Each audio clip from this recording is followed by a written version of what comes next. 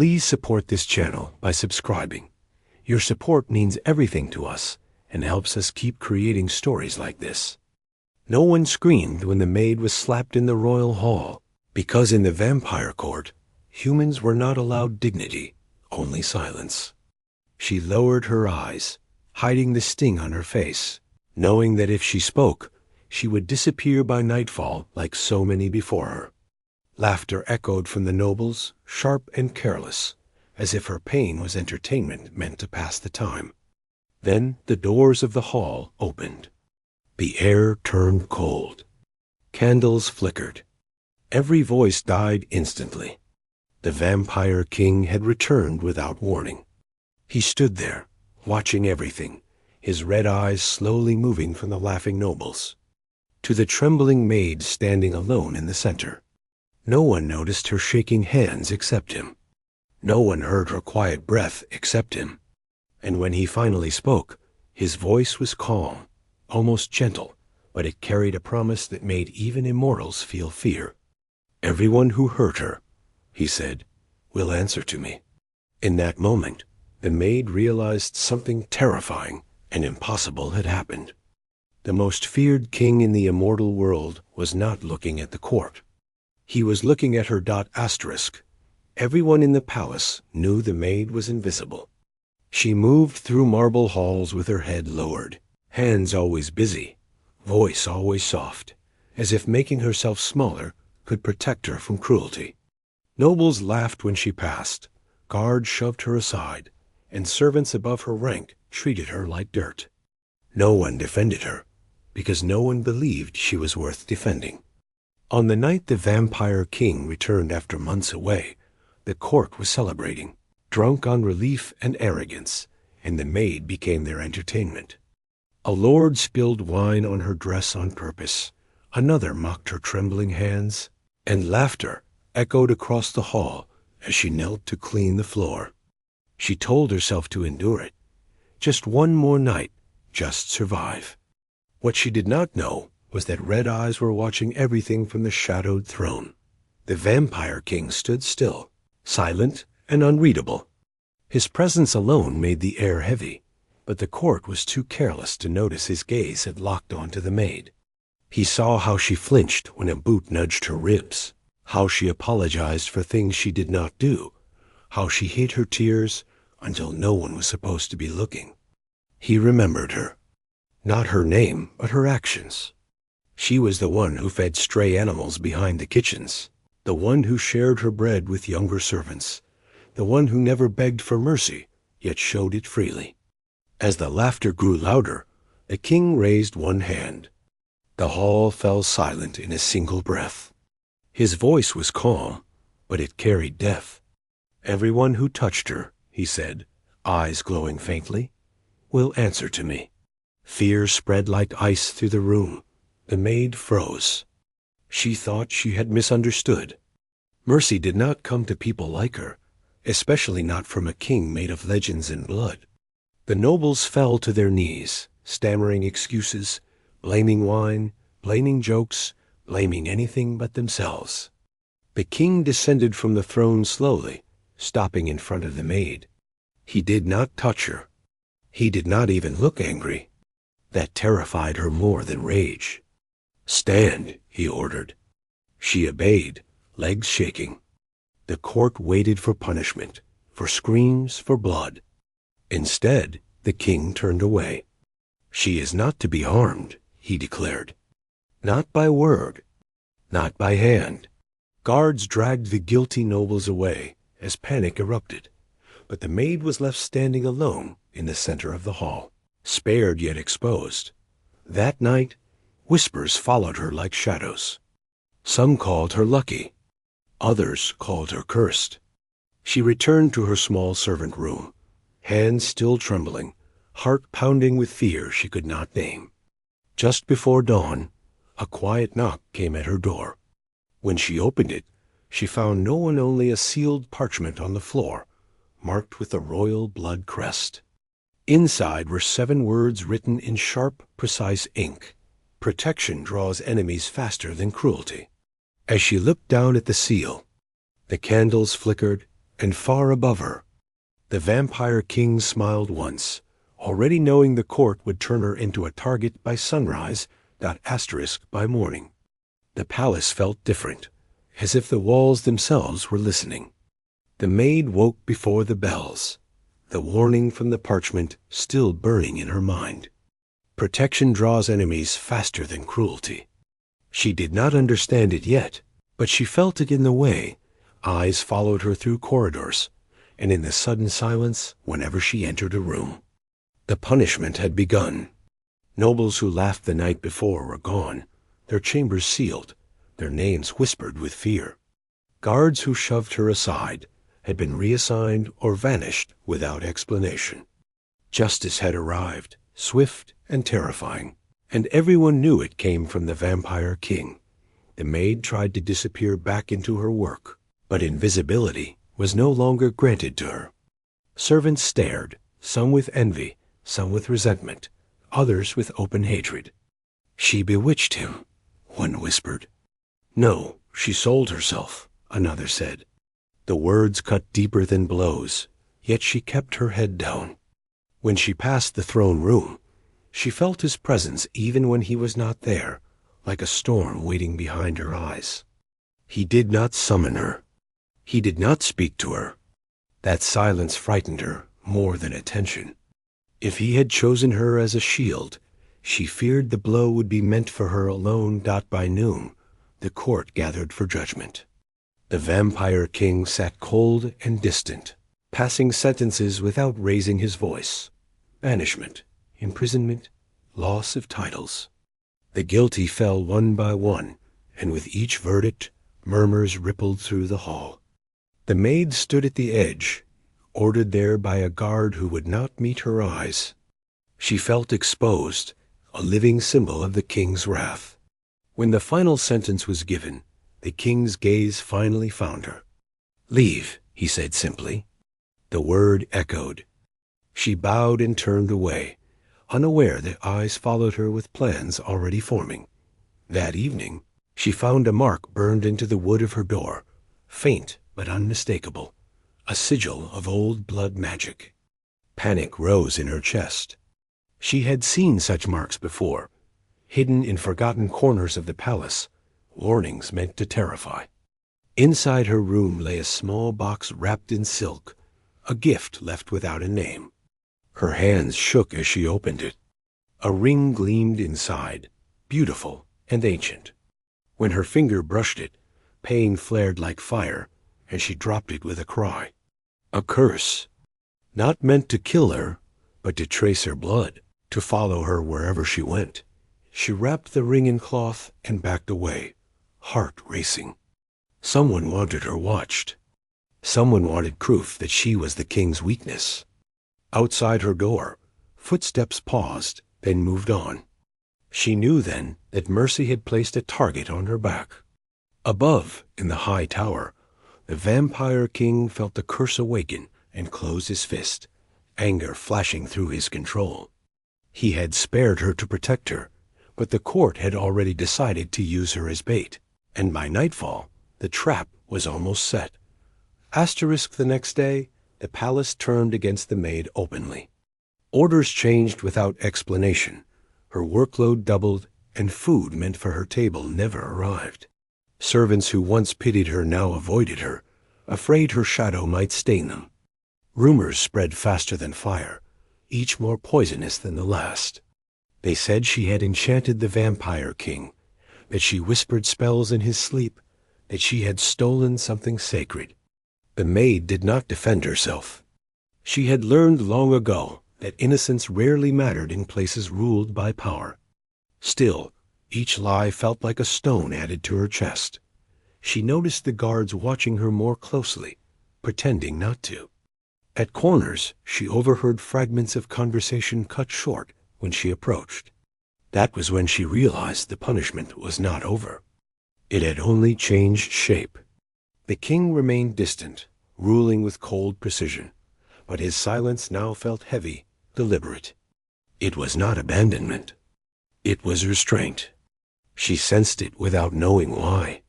If he defended her again, the court would strike harder. So he watched, and she endured. Late that night, as she scrubbed the floor near the council wing, voices drifted from behind a carved door left slightly open. She froze, cloth in hand. Inside, nobles whispered in low, urgent tones. "He's losing control," one said. "Because of her," another replied. A third voice, sharp and calm, cut through them. "Then we make her the reason he falls." The maid's breath caught when she recognized the speaker. It was the Queen Mother, the king's own blood, thought untouchable. "If he protects her again, we will accuse him of weakness. If he does not, she will break, and the problem solves itself." The maid backed away silently, heart pounding. She understood now. She was not the target by accident. She was the weapon. If she ran, she would be hunted. If she stayed, she would be destroyed slowly, publicly, to teach the king a lesson. Her hands trembled, but something inside her hardened. She had survived worse than whispers and hunger. What she could not survive was being used to break someone else. The next morning, she was summoned to the throne room. The king sat high above, expression unreadable. Nobles lined the hall, waiting. "Step forward," he commanded. Her legs felt weak, but she obeyed. He descended the steps and stopped in front of her, close enough that she felt the cold of him. "You are under my protection," he said, loud enough for all to hear. Gasps filled the room. Before anyone could speak, he turned to the court. "And any who harm what I protect challenge my crown." That night, the maid returned to her room, knowing she had crossed a line that could not be uncrossed. As she lay awake, she realized something terrifying. The king's protection was no longer just mercy. It was a declaration of war. And somewhere in the palace, the Queen Mother smiled, certain that the next move would force the vampire king to choose between his throne and the maid who refused to bow. Asterisk the moment the vampire king publicly claimed the maid under his protection. The palace shifted from whispers to open hostility. Eyes no longer hid their hatred, and smiles became sharp and false. The maid felt it immediately, the weight of being seen not as a person, but as a symbol. When she walked through the halls, conversation stopped. When she worked, mistakes were suddenly found in tasks she had done perfectly for years. She understood the message clearly. If the king would not abandon her, they would make her regret existing. Still, she did not lower her head as much as before. Fear lived in her chest, but something stronger was growing beside it. A quiet resolve she did not know she possessed. That afternoon, she was ordered to attend a formal judgment, not as a servant at the edges, but standing near the throne itself. The command alone caused shock. A maid had never been placed so close to royal power. As she stood there, dressed in plain fabric among jewels and silk, the king's presence loomed at her side like a living shadow. He did not speak to her, did not reassure her, but she felt his awareness wrap around her like armor. That protection came at a cost. She saw it in the way nobles stared, calculating how to remove her without openly defying the crown. When the court dismissed, a cold chill ran through her. As if she had just been presented as bait. By evening, the attack came disguised as kindness. A small, ornate box was delivered to her room with a wax seal and polite handwriting, a gift meant to congratulate her on the king's favor. She hesitated, remembering the ring from before, but duty and pressure pushed her forward. The moment she opened the box, pain surged through her hand like fire. She screamed and dropped it as dark energy rippled across her skin, burning but not killing. A blood curse, ancient and cruel, meant to spread through anyone bonded to her. She collapsed to her knees, gasping, understanding too late that the true target was not her body, but the king's blood. He felt it instantly. Across the palace, the vampire king staggered, fury breaking through his control as the curse reached for him. He appeared at her door in a blur of darkness, eyes blazing red, lifting her before she hit the floor. "Who did this?" he demanded, voice shaking the walls. She clutched his cloak, pain and fear mixing as she whispered the truth. "It was meant for you." Silence followed, heavy and dangerous. For the first time, she saw something break through his cold authority fear. Not for himself, but for her. He carried her through hidden corridors to a forbidden chamber beneath the palace, a place spoken of only in myths. "They crossed a line," he said, setting her down gently. "And now they will learn what protection truly means." As the curse burned beneath her skin, she realized the truth she had been avoiding. Standing beside a king did not make her safe. It made her the center of a storm. And the next strike would decide whether she survived it, or whether the vampire king would tear his own court apart to keep her alive. Asterisk. The curse spread faster than anyone expected. Dark veins crept beneath the maid's skin like ink in water, and with every breath she took, the vampire king felt it echo inside his own blood. He tried to contain it, pouring ancient magic into sealing the chamber, but the bond between them made resistance painful and imperfect. She saw it in the way his jaw tightened, in the rare tremor of his hands. This was no longer a threat whispered in shadows. It was a direct challenge to his rule, crafted by those who wanted to see him lose control in front of the court. "You must let me go," the maid whispered, her voice weak but steady. "If I leave the palace, the curse will fade from you." The king's eyes snapped to her, sharp and furious. "No," he said. "That is exactly what they want." He understood the trap clearly now. If he sacrificed her, the nobles would claim victory. If he saved her, they would call him reckless, unfit to rule. Either way, the throne would bleed. For centuries, he had ruled by choosing the lesser evil. This time, there was no lesser choice. As the night deepened, the curse tightened its grip, feeding on proximity, on the unspoken connection growing between them. He summoned the healers of the old blood, but even they bowed their heads in fear. "This magic is bound to the king himself," one admitted. "Only a blood vow can break it." The words settled heavily between them. A blood vow was forbidden, irreversible, a binding that tied fate to fate. If he performed it, there would be no pretending she was merely a maid. She would be his responsibility before law, court, and history. She met his gaze, pain flickering but courage holding firm. "Then do it," she said softly. "I won't be the reason you fall, but I won't be the reason you abandon what's right either." Something ancient shifted in him at those words. She was not begging. She was choosing. He realized then that her strength was never loud or violent. It was the strength to stand still when the world demanded she run. He carried her into the forbidden chapel beneath the palace, where vampire kings once swore vows written in blood and loss. The air itself seemed to bow as he laid her upon the stone altar. He cut his palm, black-red blood pooling, then took her hand with a gentleness that stunned her. When their blood touched, the curse screamed and recoiled. Ancient words filled the chamber, spoken not in anger, but in promise. The bond flared like fire, earning away the dark magic that had been eating them alive. Above them, the palace shook. Nobles felt the surge of power and knew something had gone terribly wrong. The king rose slowly, the vow complete, eyes blazing with a calm fury that promised consequences. He looked down at the maid, who lay breathing steadily now, the curse gone, and for the first time, he did not see a servant. He saw an equal bound to him by choice, not command. And as dawn approached, the court gathered in fear, knowing the next judgment would not be quiet, merciful, or forgiving.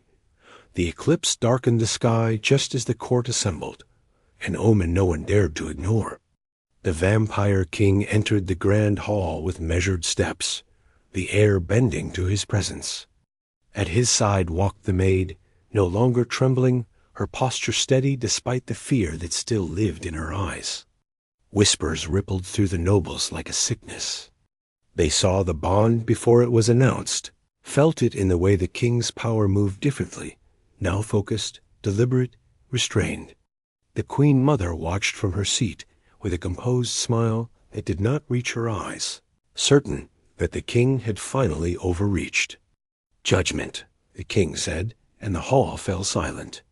He spoke without raising his voice, recounting every humiliation, every hidden order, every curse placed in secret.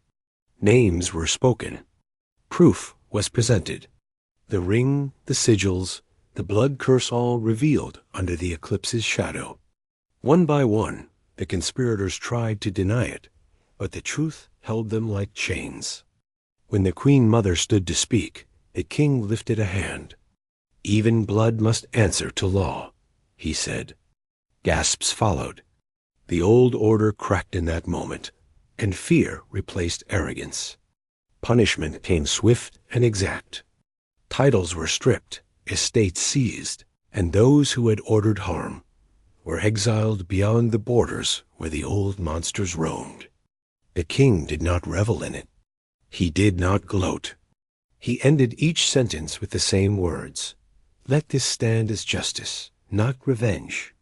The court listened, shaken, understanding that cruelty had finally met a ruler who would not mirror it. When the last judgment was given, the king turned to the maid. "Step forward," he said. She did, heart pounding, the weight of the room pressing down on her. "She is no longer a servant," he announced. "By vow freely chosen, she stands under my crown, not beneath it." Murmurs rose, then died as his power settled the hall. He did not call her queen. Not yet. He named her protector of the weak, a title forgotten for centuries, bound not to bloodline, but to character. The maid felt tears sting her eyes, not from relief alone, but from the recognition she had never known.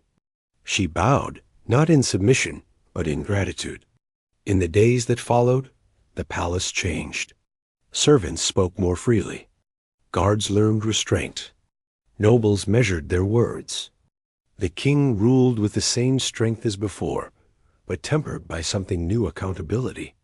The maid walked the halls with quiet confidence, still kind, still humble, but no longer invisible. She did not seek power. She used what she had to protect those who could not protect themselves. On the night the eclipse faded, the king stood with her on the balcony. "I punished everyone," he said softly, "except you." She met his gaze. "You didn't spare me," she replied.